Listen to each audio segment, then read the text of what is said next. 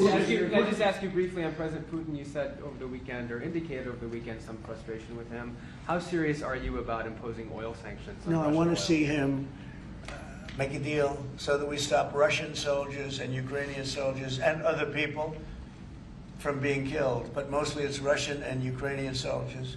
They're losing at least 2,500 human beings, beautiful human beings, a week. And I want it to stop. And some people would say, why do you worry about Russian soldiers or Ukrainian soldiers? I worry because it's like they're just like you people. They're like us. They're like all of us. And I seem to have an ability to do those things. And if I can do that,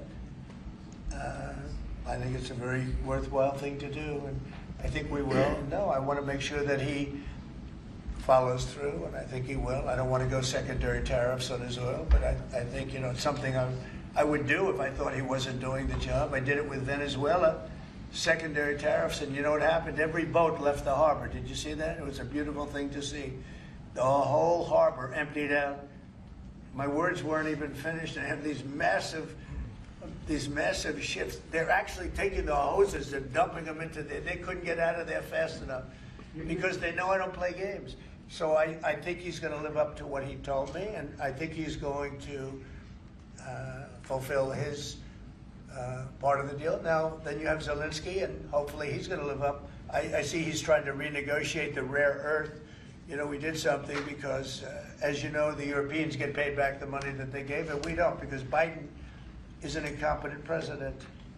And he should have asked for rare earth, or he should have asked for the loans to be guaranteed in some form. That's what Europe did. Europe is in for probably $100 billion. And we're in for $350 billion. So we're in for more than 3 times.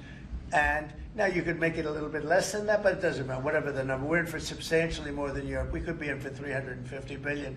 They have no idea because Biden wasn't a good bookkeeper except for himself.